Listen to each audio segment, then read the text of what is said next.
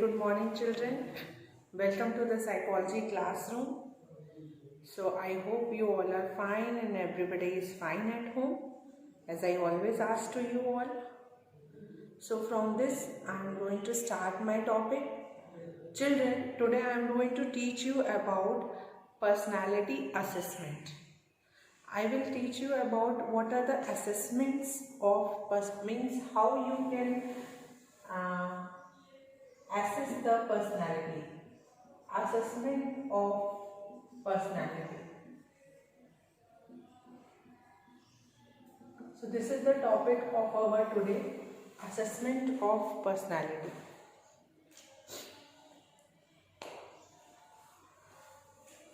In that regarding, first of all the word came personality.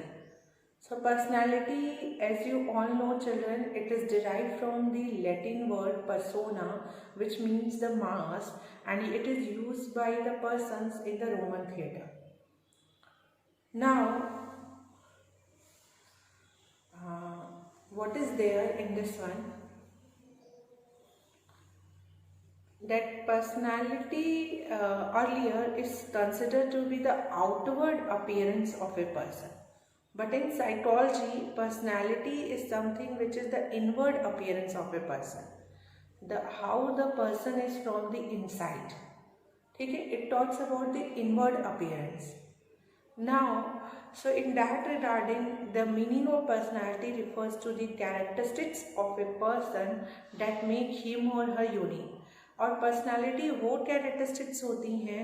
So basically personality जो word है, it doesn't mean that person सिर्फ physical characteristics से जाना जाता है, उसके साइकोलॉजिकल कैरेक्टरिस्टिक्स भी are included in person's personality.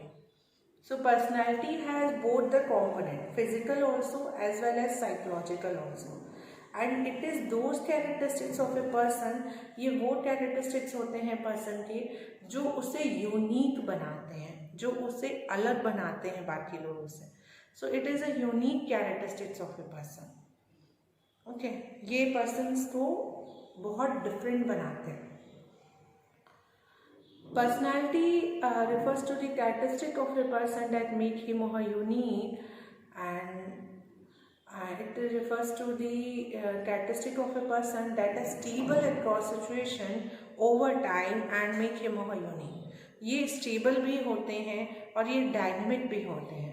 कहने का मतलब ये है कि पर्सन की पर्सनालिटी के कुछ एस्पेक्ट स्टेबल होते हैं और कुछ एस्पेक्ट चेंज होते हैं, डायनामिक होते हैं. Some of the aspect of the person personality change with the time, but some are stable. कुछ होते हैं जो स्टेबल होते हैं, जो पर्सन के it will continue in the person through out the life. As the person will die or when the person will become in a old age, वो तब तक पर्सन के साथ बने रहते हैं. Now, असेसमेंट ऑफ पर्सनैलिटी, ये जो टॉपिक है इसमें हम लोग पढ़ेंगे कि इसी पर्सनैलिटी को मेजर कैसे किया जाए. How we can measure the person's personality. हमने ये तो जाना कि पर्सनैलिटी क्या होती है और पर्सनैलिटी की मीनिंग क्या होती है, बट हम इसका असेसमेंट कैसे करेंगे, that is a very important point to be note down. ठीक है, ये इंपॉर्टेंट पॉइंट है. हम किसी की भी पर्सनैलिटी को एसेस यानी उसका मेजरमेंट कैसे करेंगे. तो the answer of this question is that some of the techniques are discussed by the help of which we are able to do the assessment. कुछ टेक्निक दिए गए हैं जिनके हेल्प से हम लोग किसी की भी पर्सनैलिटी को एसेस कर सकते हैं. तो वो टेक्निक्स क्या हैं? जैसे कि सबसे पहले आता है self report method. Self report method, ठीक है, this is the first method of for the assessment of the person personality. Second is the projective technique. Projective techniques ये भी मेथड है जिससे कि पर्सन की पर्सनैलिटी को मेजर किया जा सकता है. The third method is the behavioral analysis. Behavioral analysis करके भी हम लोग किसी की भी पर्सनैलिटी को मेजर कर सकते हैं. Behavioral analysis, ठीक है, understood everyone? And the fourth and the last one is psychometric testing. Psychometric testing, ठीक है, ये भी करके आप किसी के भी पर्सनालिटी को मेजर कर सकते हैं। बेसिकली ये 4 मेन मेथड्स हैं जिनकी हेल्प से पर्सनालिटी को एसेस किया जा सकता है। Self report method, projective technique, behavioural analysis, psychometric testing, ये चारों मेथड हैं जिनसे कि हम पर्सनालिटी को एसेस कर सकते हैं, जिनमें सबसे पहला आ रहा है सेल्फ रिपोर्ट। नाम से पता चल रहा होगा कि सेल्फ रिपोर्ट में जिसमें पर्सन अपने बारे में खुद रिपोर्ट कर रहा है, तो that is something the person is giving factual information about himself और हरसेल्फ। ये वो मेथड है जिसमें पर्सन जो है अपने ही बारे में इंफॉर्मेशन खुद देता है। तो ये भी एक टेक्निक होता है जिससे कि हम किसी की भी पर्सनालिटी को एसेस कर सकते हैं। सेकेंड होता है प्रोजेक्टिव टेक्निक। ये टेक्निक जो होता है ये इनडायरेक्ट मेथड होता है। The important difference between the rest of the technique and the projective technique is that the rest of the technique, whether I talk about self report, whether I talk about behavioral analysis and psychometric testing, all these techniques are the direct method of personality assessment. But the projective technique is only the method which is an indirect method of personality assessment. ये personality का assessment indirectly करता है। इसका main motive होता है to bring the unconscious material into the consciousness. जो चीज़ें unconsciousness में चली गई हैं उन्हें हम कॉन्शियसनेस में लाते हैं। This is only the motive of the projective technique. Unconscious चीज़ों को वो कॉन्शियस में लाते हैं। So I hope it is clear to you all, projective technique. Next one is the behavioral analysis. Yes, behavioral analysis means जो particular behavior है उसकी analysis करके भी हम लोग बहुत कुछ person के बारे में जान सकते हैं। Means person का जो भी particular behavior, whatever the particular behavior of a person, and after doing an analysis, after study about them in detail, we are able to know about the person's behavior or the person's personality. The last one is the psychometric testing. ये भी एक test होता है। There are different psychometric tests are available, and by introducing this one also we are able to measure the person's personality. हम लोग किसी की भी personality को measure कर सकते हैं। So children, we get to know that there are different methods, there are so many methods for the assessment of personality.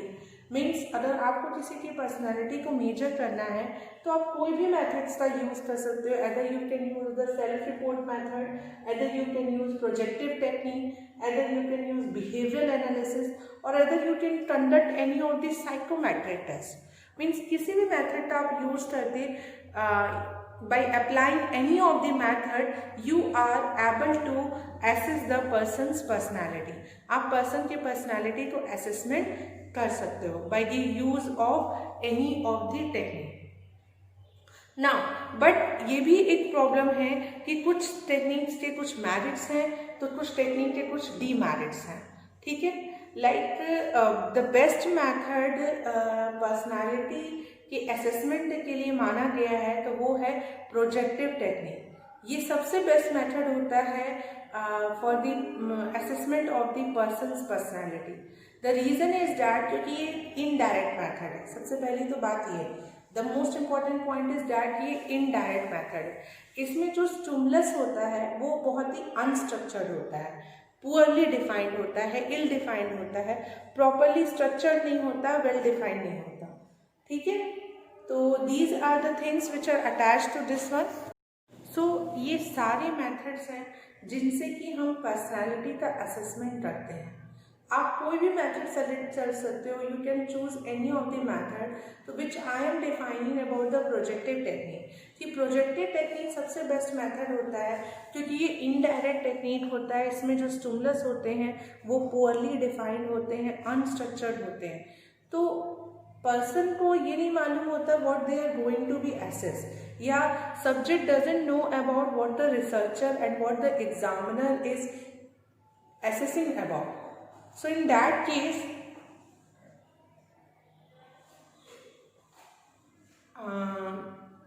you will be able to get a true result. Okay, you will not be able to get some kind of biased result. You are able to get an objective result, not a subjective.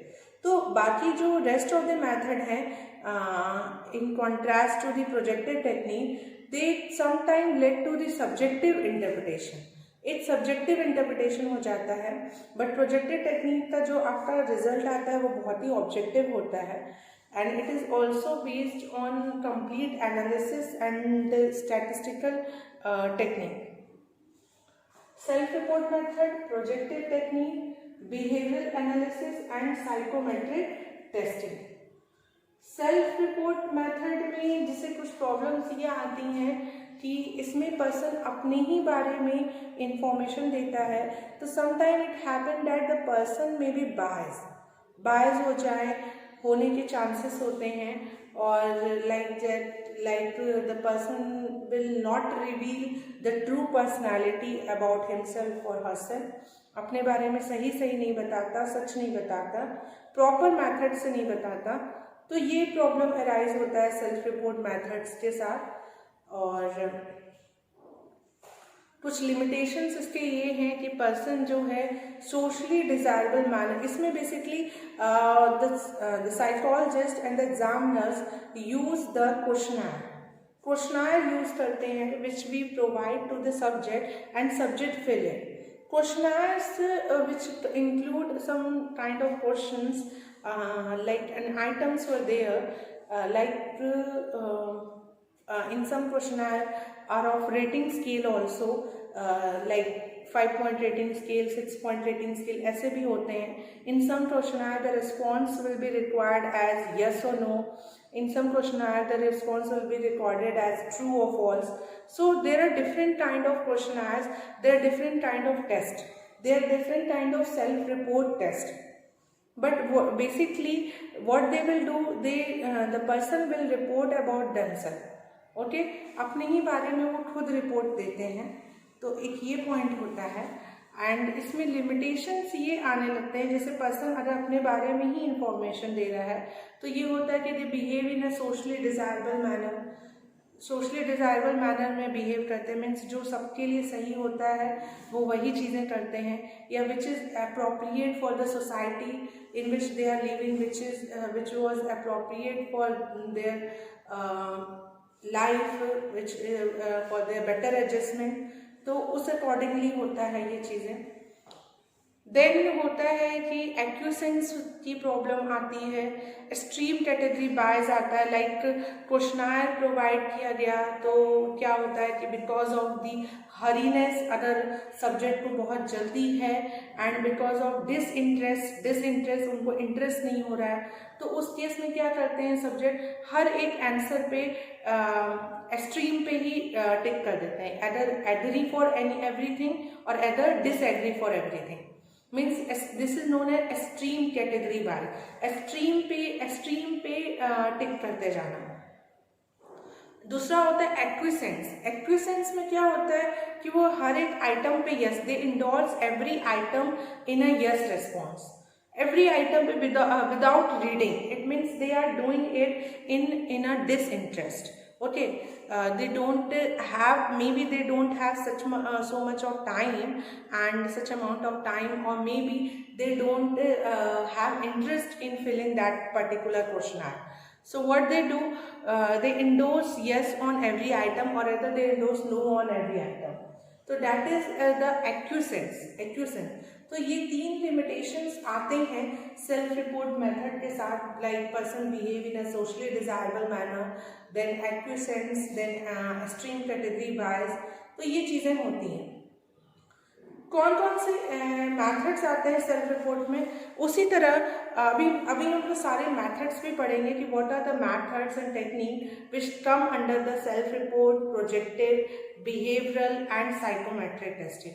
तो ये जो limitation मैंने बताया, stream category, बायस या social desirability या एक्यूसेंट, ये आपके psychometric testing में भी हो सकता है, बिहेवियरल एनालिसिस में नहीं हो सकता है, या समटाइम बिहेवियरल एनालिसिस में भी हो सकता है। जब हम लोग बिहेवियर रेटिंग कराते हैं तो उसमें भी बायस आते हैं, ठीक है।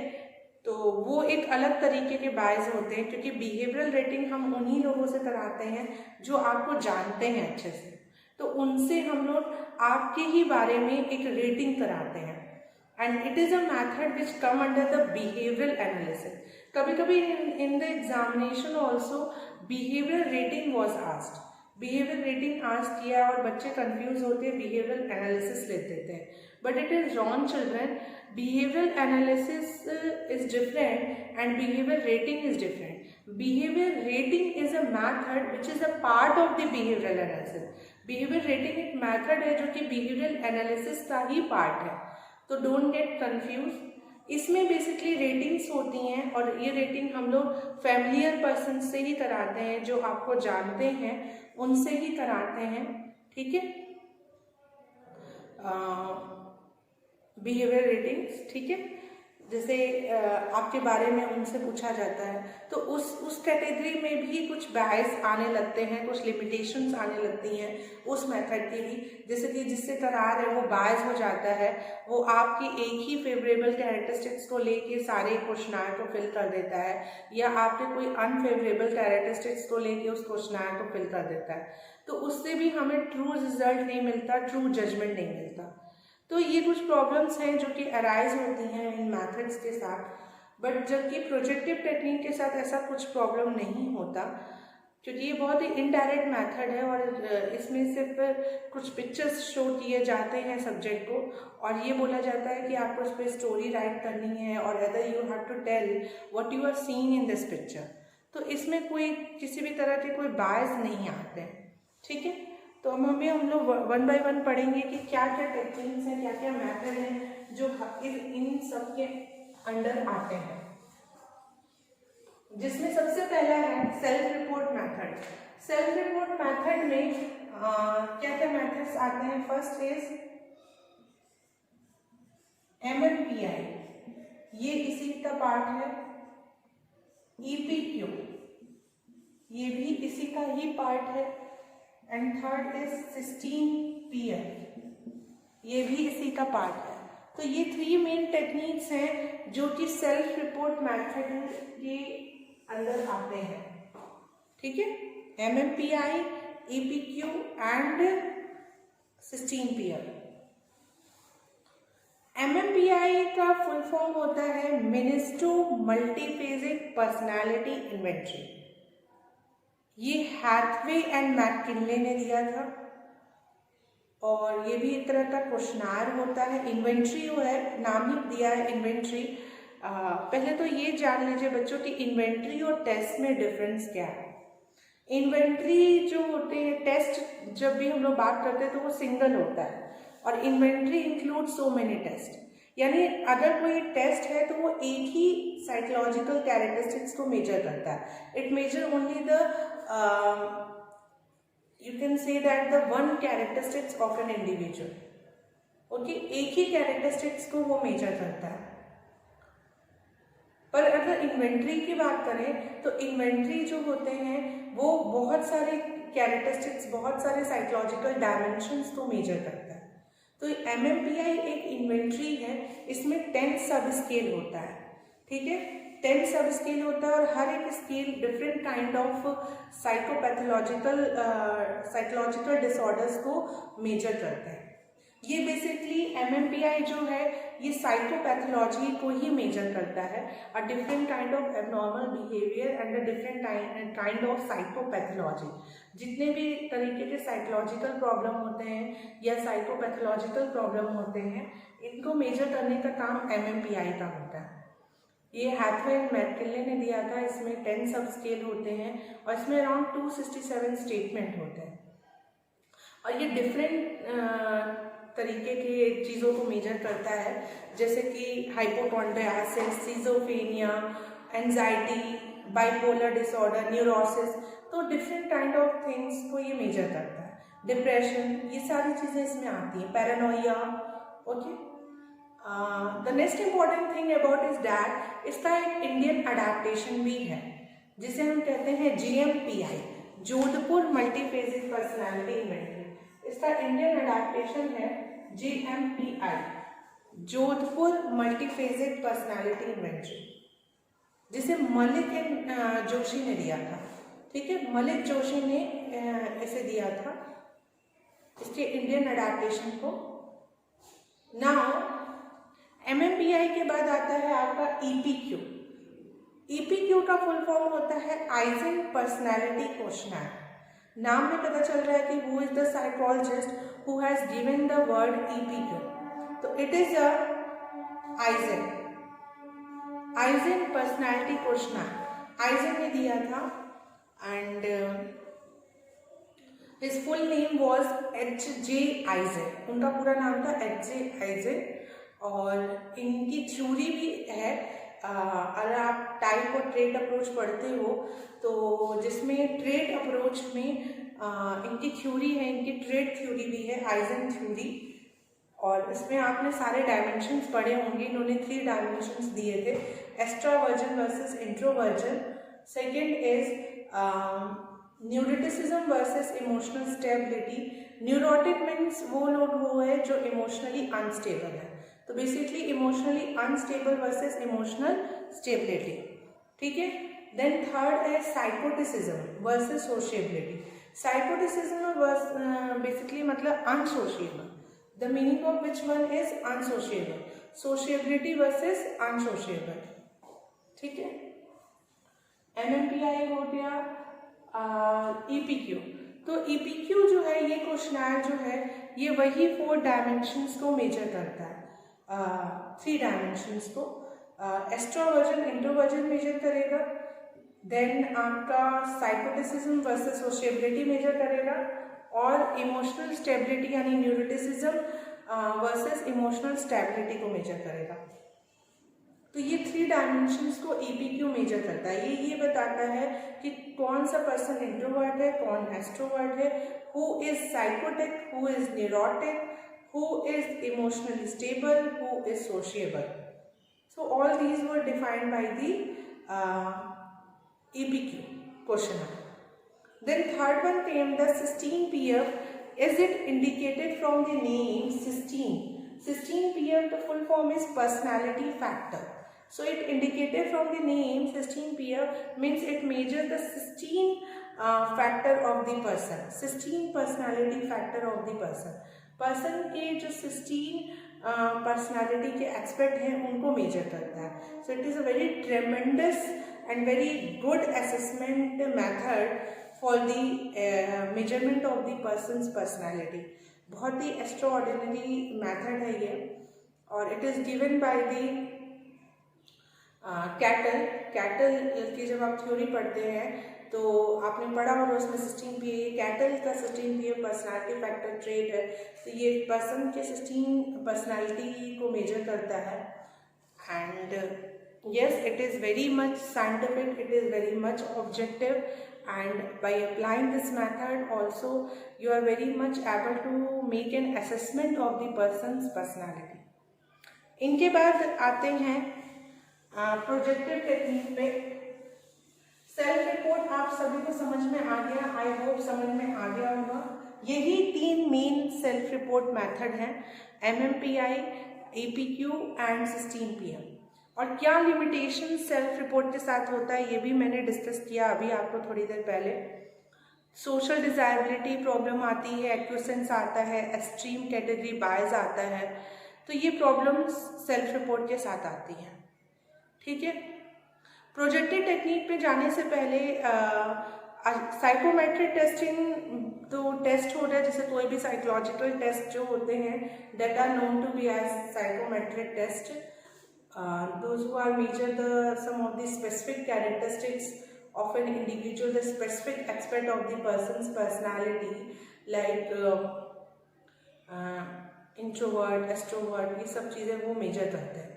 आते हैं बिहेवियरल एनालिसिस में। बिहेवियरल एनालिसिस का मेथड में क्या क्या मेथड्स आते हैं ये हम जानते हैं।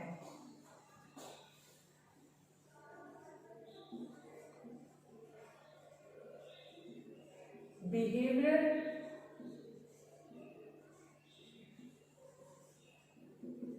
एनालिसिस।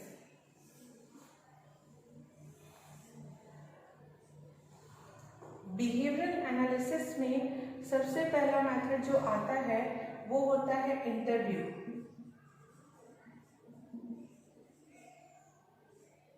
ठीक है, सबसे पहला जो मेथड आता है वो होता है interview. Interview is also one of the method through the help of which we can do the analysis of any person's behaviour. Interview usually conducted face to face. So इससे भी किसी के भी बिहेवियर को आप एनालिसिस कर सकते हो कि उसका बिहेवियर कैसा होगा।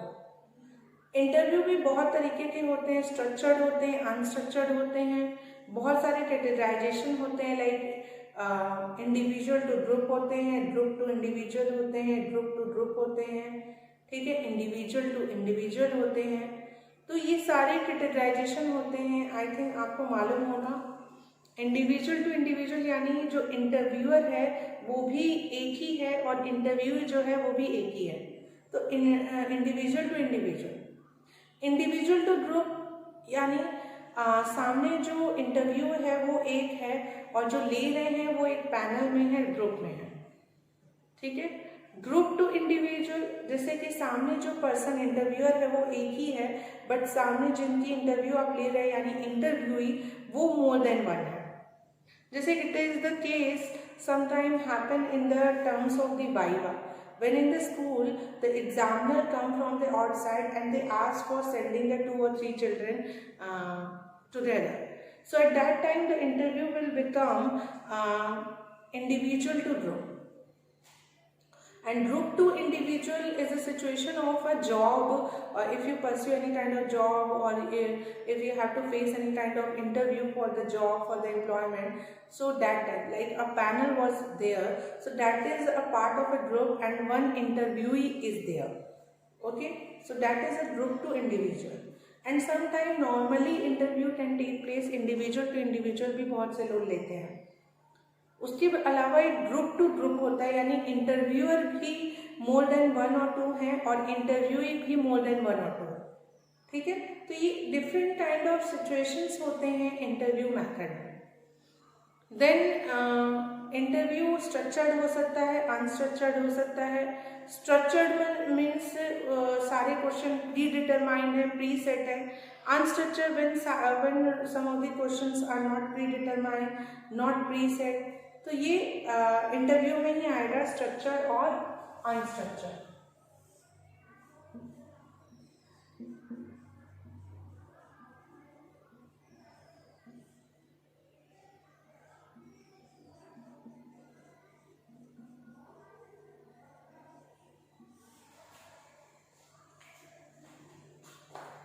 स्ट्रक्चर्ड और अनस्ट्रक्चर। ठीक है, आगे बढ़े। इंटरव्यू के बाद स्ट्रक्चर्ड और अनस्ट्रक्चर्ड इंटरव्यू। तो interview is also one of the method by the help of you can do the analysis of the persons behaviour. Apart from this, there are so many other methods which come under the behavioral analysis method is observation, interview, behavioral rating, nomination and situational stress test। ये 4 आते हैं behavioral analysis में। Interview के बाद आता है observation. Observation method आपने class 11 में भी पढ़ा होगा और आई थिंक यहाँ भी आपने चैप्टर 1 में when the topic came what are the methods of assessment for the psychological attribute। Psychological attribute को मेजर करने के लिए क्या क्या असेसमेंट मेथड्स होते हैं, तो उसमें आपने ऑब्जर्वेशन पढ़ा होगा। Observation method is like careful observation of each and everything. ये भी स्ट्रक्चर्ड होते हैं, अनस्ट्रक्चर्ड होते हैं। आप और there are different kind of observation, participant, non participant, naturalistic और लेबोरेटरी कंट्रोल। ठीक है, आप नेचुरलिस्टिक ऑब्जर्वेशन भी कर सकते हो, आप लेबोरेटरी कंट्रोल भी कर सकते हो, पार्टिसिपेंट बन के भी कर सकते हो, नॉन पार्टिसिपेंट बन के भी कर सकते हो। तो ऑब्जर्वेशन भी एक मेथड है जिससे बिहेवियर की एनालिसिस हो सकती है। इसके बाद आता है बिहेवियर रेटिंग, जो मैंने अभी जस्ट आपको बताया कि इसमें हम लोग रेटिंग्स कराते हैं, तो वो भी उन्हीं से कराया जाता है जो कि नोन पर्सन हो आपका। इसके बाद आता है आपका नॉमिनेशन।